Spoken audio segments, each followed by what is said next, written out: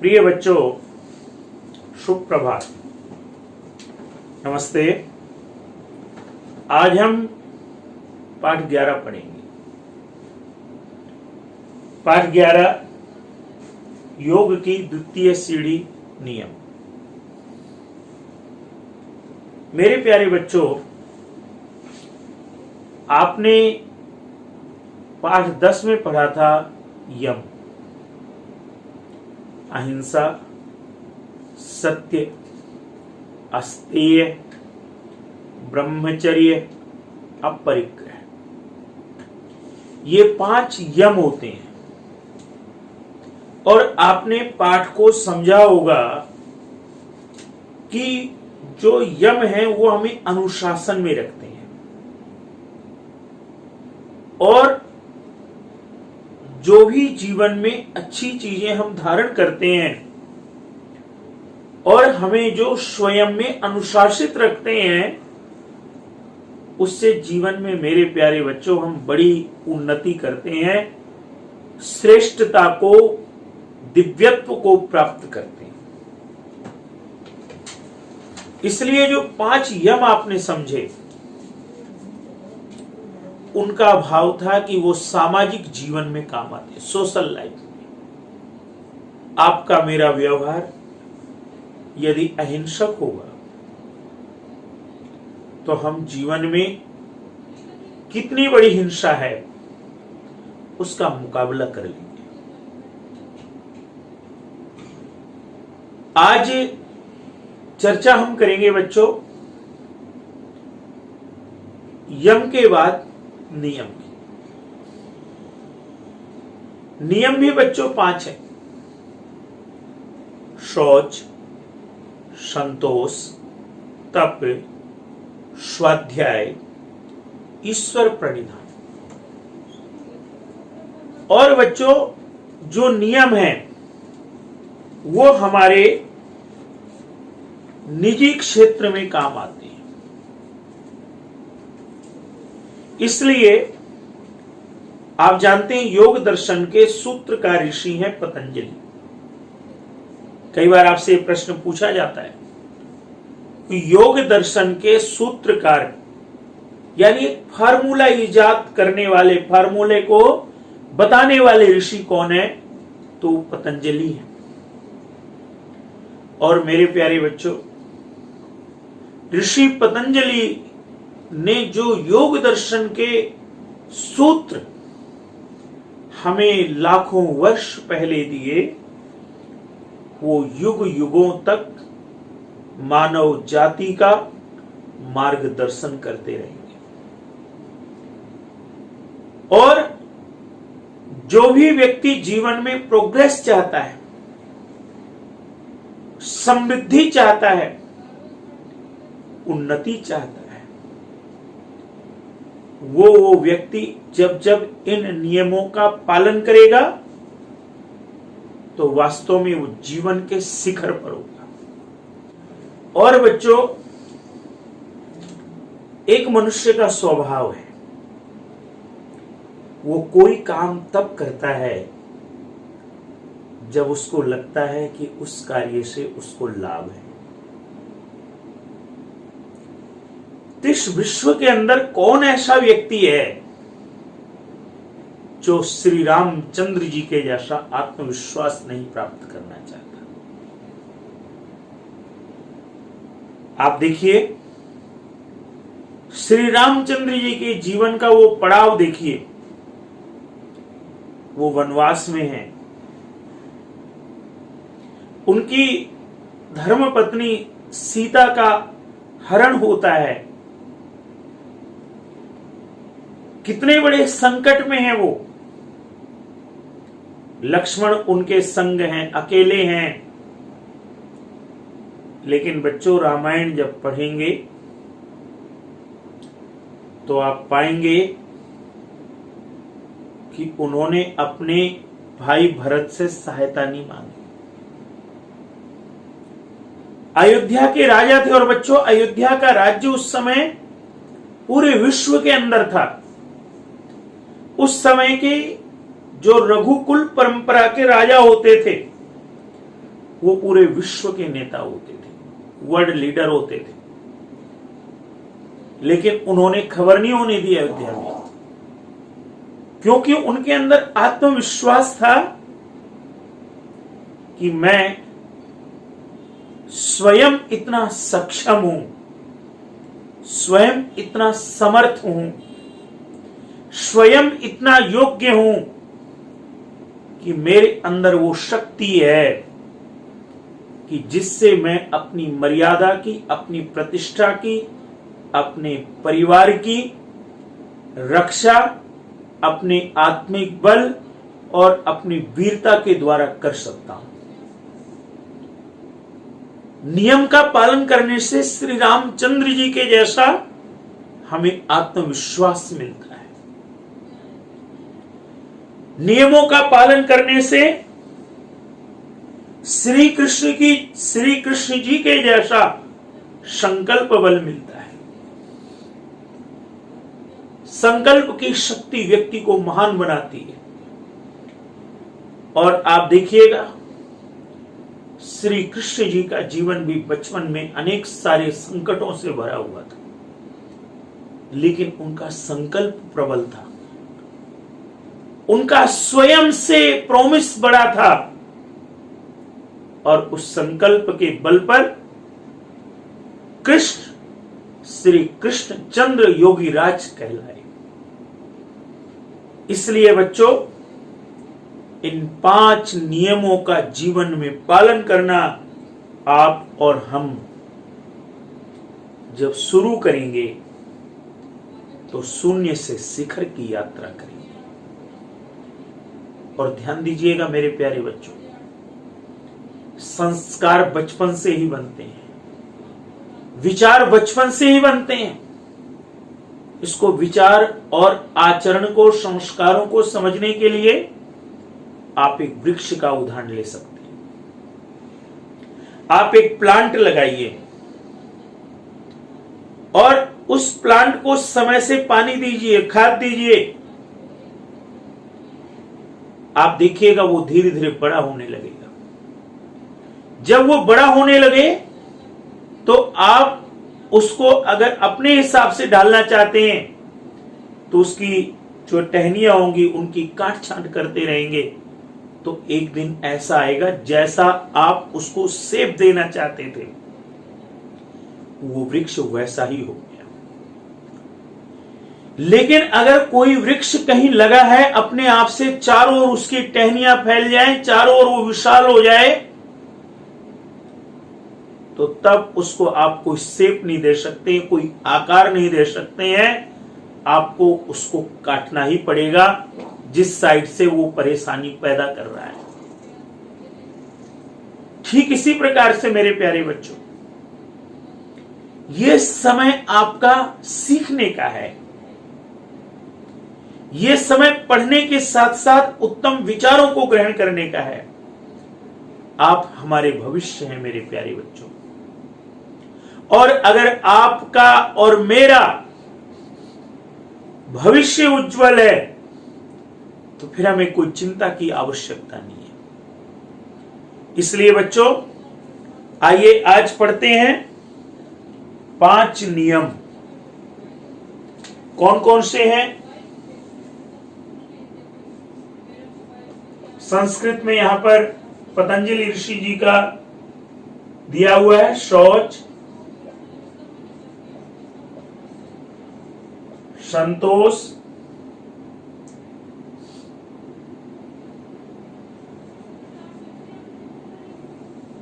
तप है,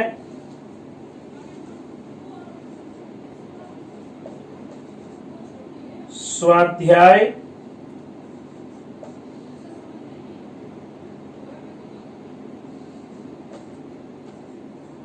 ईश्वर,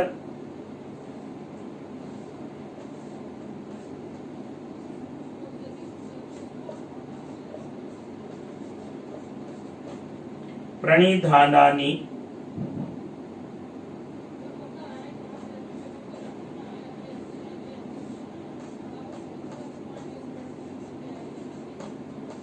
नियम। अर्थात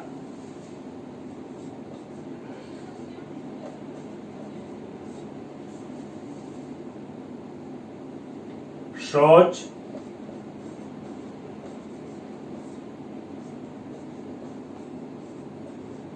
संतोष,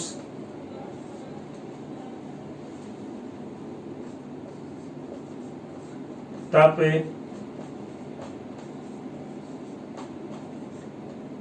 स्वाध्याय,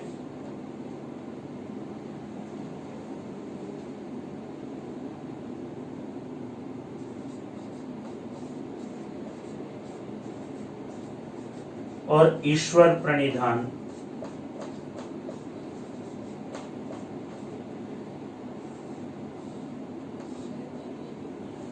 ये बच्चों 5 नियम है। अब आइए थोड़ा इनको समझते हैं। शौच, शुद्धि, स्वच्छता, शारीरिक और मानसिक पवित्रता को शौच कहते हैं। जीवन को सुखी, स्वस्थ तथा आनंदमय बनाने के लिए पवित्रता की आवश्यकता है। मेरे बच्चों, शौच का अर्थ है शुद्धि, और जब तक शरीर की शुद्धि, मन की शुद्धि नहीं होगी, तब तक हम जीवन में आगे नहीं बढ़ पाएंगे। और इस शुद्धि के लिए प्रातःकाल आपको अपने समय से उठ करके, यानी सूर्योदय से पहले उठ करके अपने अध्ययन के कार्यों को शुरू करने के साथ दैनिक दिनचर्या का पालन करते हुए अपने शरीर की स्वच्छता करनी है। अपने शरीर की स्वच्छता के साथ अपने मन को भी स्वच्छ करना है। इसके अंदर एक विश्वास जगाना है कि आप ही वो विद्यार्थी हैं, आप ही वो छात्र हैं जो अपने माता पिता की तपस्या को सफल कर सकते हैं, जो अपने गुरुजनों के दिखाए पथ पर चल करके हम ही है वो जो कि जीवन में जो मंजिल, जो लक्ष्य हमारे बड़ों ने हमारे लिए देखा है, हम उन लक्ष्यों को प्राप्त कर सकते हैं। ये मन को जब आप समझा लेंगे, इसलिए कहा गया दोनों स्वच्छता, और क्या कहा, पवित्रता को सफाई तथा ईमानदारी, इन 2 भागों में बांट सकते हैं। सफाई का संबंध शरीर से, वस्त्रों से, घर और बाहर से, वातावरण से है। ईमानदारी का संबंध धन और मन से है। और स्वच्छता के लिए बच्चों सबसे पहली चीज है आत्मनिरीक्षण, सेल्फ रिव्यू। जब आप कोई पाठ पढ़ें, जब आप कोई विषय पढ़ें, आप कहीं किसी विषय में, कहीं किसी सब्जेक्ट में आप डिफिकल्टी फेस करते हैं, तो आप उससे डर करके भागे नहीं, वरन सेल्फ रिव्यू करें कि मैं इसको क्यों नहीं पढ़ पा रहा हूं, क्या कारण है कि मेरा इंटरेस्ट इसमें नहीं जग रहा है, क्या कारण है कि मुझे रुचिकर नहीं लग रहा है। ये सेल्फ रिव्यू। सोच माने बाहर की शुद्धि, आंतरिक शुद्धि। एक विद्यार्थी के नाते जिस दिन आप, एक शिक्षक के नाते मैं, हम दोनों जब आत्मिक चिंतन करेंगे, सेल्फ रिव्यू करेंगे, आत्मनिरीक्षण करेंगे, तो बच्चों शौच का उद्देश्य, शुद्धि का उद्देश्य पूरा हो जाएगा। क्योंकि जब जब हम स्वयं का निरीक्षण करेंगे, जैसे आप देखिए बच्चों, घर में प्रतिदिन आपके झाड़ू लगती है, पोछा लगता है, मम्मी आपकी, आपके बड़े, आप स्वयं सबका साथ देकर के घर को स्वच्छ रखते हैं। कल्पना कीजिए कि घर में 2-4 दिन, 5 दिन झाड़ू ना लगे, सफाई ना हो, घर कैसा हो जाएगा। ठीक इसी प्रकार से अगर मन में जो विचार ऐसे हैं जो आपको, मेरे को कहीं जीवन के पथ से भटकाते हैं, अगर उनकी सफाई नहीं होगी तो जीवन में अंधकार छा जाएगा। इसलिए कहा गया स्वच्छता का बहुत आवश्यक है। क्या कहा है आगे देखिए, शरीर को स्वस्थ रखने के लिए उसे स्वच्छ रखना अत्यंत आवश्यक है। आजकल तो आप स्वच्छता का संदेश आप देख रहे हैं, घर में कोई आता है आप उसके हाथ को सैनिटाइज कराते हैं। कोई व्यक्ति आता है अगर उसका मास्क नहीं होता उसको कहते हैं भैया पहले मास्क डालिए, अंकल जी मास्क लगाइए फिर घर में आइए। आप भी कहीं जाते हैं मास्क लगाते हैं, हाथ को बार बार स्वच्छ करते हैं, मजबूरी में निकलना पड़ता है क्योंकि आप जानते हैं कि इस समय जो रोग है उसको अगर भगाना है तो स्वच्छता को अपनाना है। और इसीलिए देखिएगा भारतवर्ष के अंदर भी बहुत वर्षों से स्वच्छता अभियान चल रहा है कि भाई पूरे देश के अंदर स्वच्छता हो। और इसीलिए देखिएगा बेटे जितने भी विकसित देश हैं, डेवलप्ड कंट्री हैं, वहां पर साफ सफाई पर विशेष ध्यान दिया जाता है। और हम क्या कर सकते हैं, अगर कक्षा में है तो कोई पदार्थ अगर कहीं कोई वस्तु हमने यूज की और फेंक दी तो गलत है तो उसको समझ आ जाए गलत है तो उसको उठा करके डस्टबिन में डालना ही चाहिए। नहीं तो वैसे हमारा नियम होना चाहिए कि जो कूड़े की चीज है, जो यूज की गई चीज है, उसको उठा के डस्टबिन में डालना है। ये स्वच्छता है। ऐसे घर में भी आजकल आपका विद्यालय ही घर है, आप घर में रह करके विद्यालय की तरह पढ़ रहे हैं, तो जब पढ़ाई से उठें किताबें आपकी फैली ना रहें, कपड़े आपके फैले ना रहें, आप सब चीजों को यथा स्थान रखिए। ये भी स्वच्छता है। और इसलिए कहा गया इसके लिए प्रतिदिन शरीर की स्वच्छता के लिए पेट की सफाई, दातून, स्नान आदि करके स्वच्छ वस्त्रों को धारण करना चाहिए। घर और बाहर झाड़ू, बुहारी, पोछा, सफेदी आदि से स्वच्छ करना चाहिए। वातावरण की शुद्धि के लिए पुष्पों के पौधे, तुलसी, केले और नीम, पीपल आदि बड़े वृक्ष सहायक होते हैं। यज्ञ हवन वातावरण की शुद्धि का सर्वोत्तम साधन है।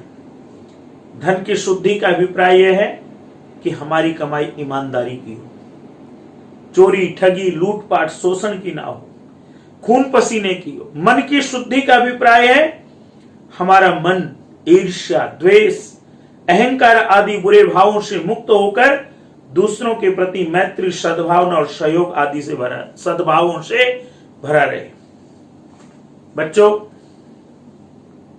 अगर मन में ईर्ष्या है तो मान के चलिएगा मन में द्वेष है किसी के प्रति, जेलसी है, तो क्या होगा, जीवन में हम उन्नति नहीं कर पाएंगे। इसलिए शौच, स्वच्छता का मतलब है मन के अंदर भी कोई गलत विकार है, हम किसी अपने मित्र से, किसी साथी से उसके विषय में गलत सोचते हैं तो उसको भी मन से हटा देना चाहिए। क्योंकि बच्चों ईर्ष्या, द्वेष, जेलसी ये इस प्रकार की आज की समय की बीमारी है जो हमें मानसिक रूप से कमजोर करती है। ये हमारे अंदर एक ऐसा विचारों का जहर भरती है जिसमें अगर हमारा कोई साथी, हमारा कोई मित्र उन्नति करता है तो हमें बुरा लगता है। लेकिन बच्चों हमारी संस्कृति, हमारा वेद, हमारे प्राचीन ग्रंथ कहते हैं हमें सबकी उन्नति में अपनी उन्नति समझनी चाहिए। जब कोई भी आपका मित्र अच्छे नंबर लाता हम उससे प्रेरणा लें, यार इसने पढ़ाई तो बड़ी अच्छे से करी, अगर इससे पूछा जाए कैसे करी, मुझे भी इसी का साथ फॉलो करना है, इसी का मार्ग फॉलो करना है।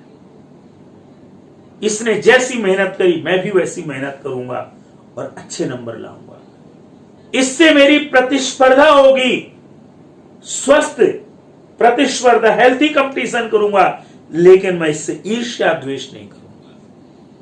यह होता है बच्चों स्वच्छता।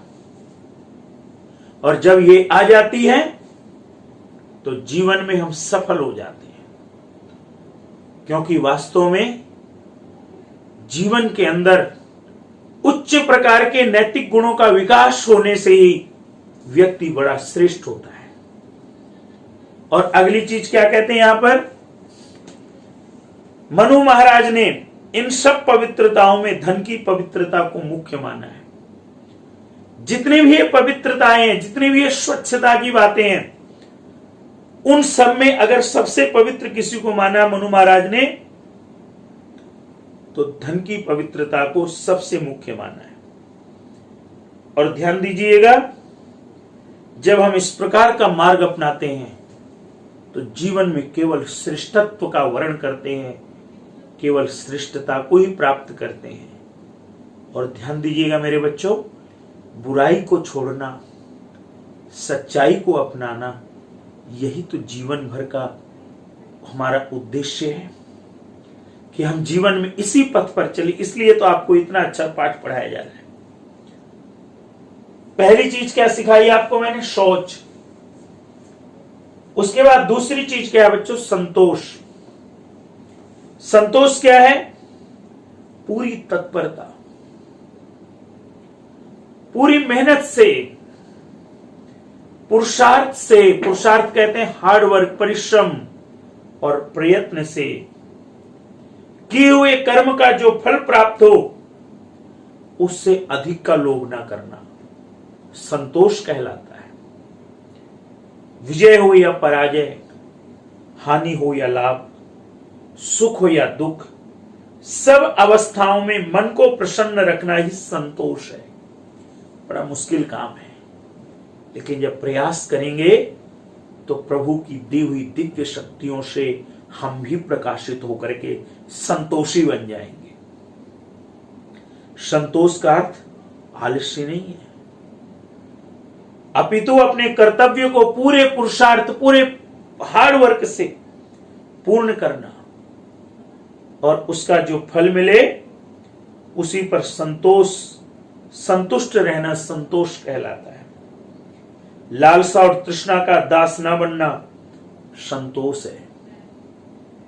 इच्छा जितनी घटेगी सुख उतना ही बढ़ेगा।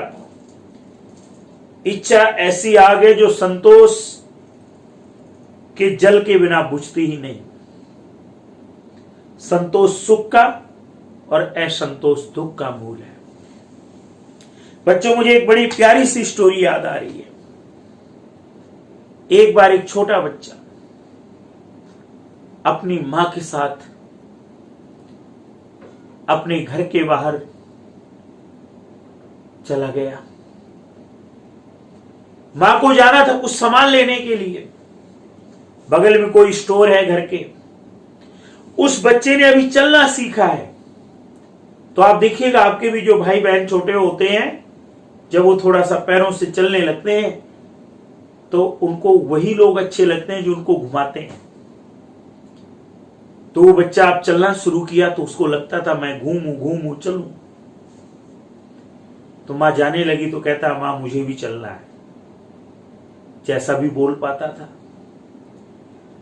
खैर, आप जानते हैं बच्चों के लिए तो माता पिता सब कुछ करते ही हैं। तो उसने कहा ठीक है। जब बच्चा साथ में गया तो मां ने उस सामान लेना था, लिस्ट निकाली, जो जो घर का सामान था वो एक एक सामान इकट्ठा करने लगी। जब उस सामान को इकट्ठा करने लगी तो बच्चा भी वहां कुछ खिलौने रखे थे, बड़ा स्टोर था, खेलने लगा। उस स्टोर का जो मालिक था उसने पूरे स्टोर में सीसीटीवी कैमरे लगा रखे थे और वो बालक मस्ती में, छोटा सा बच्चा आप जानते हैं बड़ी मस्त अंदाज में अपना खेलता है। वो कुछ ऐसा खेल किया उसने कि कैमरे से उस मालिक ने देखा कि मेरे आज दुकान पे एक बच्चा आया है। और वो जो स्टोर का मालिक था वो सुबह से बड़ा परेशान बैठा था किसी चीज को लेकर के, बड़ा उदास था। लेकिन जब उस बच्चे के खेल को, उसकी हरकत को देखा तो खुश हो गया और धीरे से उसके पास जाता है, कहता है बेटे एक मिनट आना इधर। और आप देखते हैं जब कभी आप कोई सामान लेने जाते हैं तो जो दुकानदार होता है, जहां वो कैश वगैरह लेता है, बिल वगैरह काटते हैं, वहां टॉफी, चॉकलेट्स ये सब रखी होती है। तो उस दुकानदार ने उस छोटे से बच्चे को कहा बेटा मैं आपको खुशी से कोई टॉफी चॉकलेट देना चाहता हूं, आप जितनी चाहे ले लो। बच्चे ने कहा नहीं, मेरे को नहीं चाहिए। उसने कहा ले ले भाई, टॉफी चॉकलेट भला कौन बच्चा मना करता है। लेकिन उस बच्चे ने, मेरे बच्चों, कई बार मना कर दिया।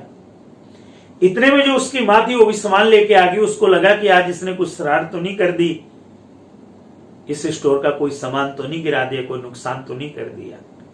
लेकिन उसने कहा कि जो मालिक था उसने कहा ऐसी कोई बात नहीं है जी, ये बच्चा बड़ा क्यूट है, बड़ा प्यारा है, मैं इसको कुछ टॉफी चॉकलेट देना चाहता हूं, लेकिन ये ले नहीं रहा, ये बड़ा अजीब बच्चा है।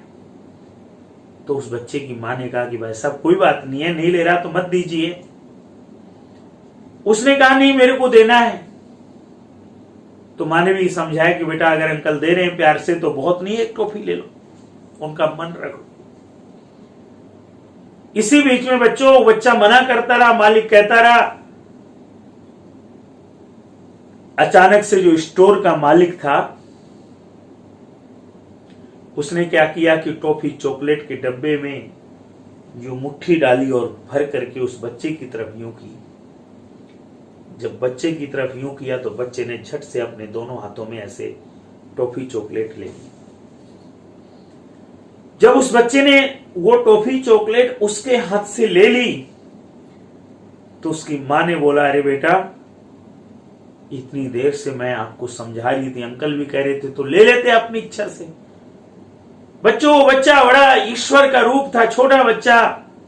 उसने कहा मां मेरी मुट्ठी छोटी है, मैं अगर अपनी मुट्ठी से लेता तो थोड़ा आता, अंकल की मुट्ठी बड़ी है, इसलिए मैंने अंकल की मुट्ठी से लेना स्वीकार किया।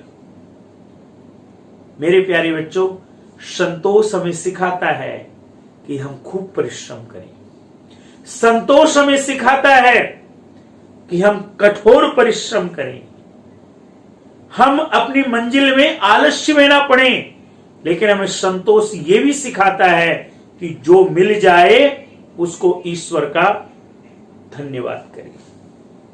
इसलिए यहां पर देखो अंतिम लाइन बड़ी सुंदर है, संतोष सुख का और असंतोष दुख का मूल है।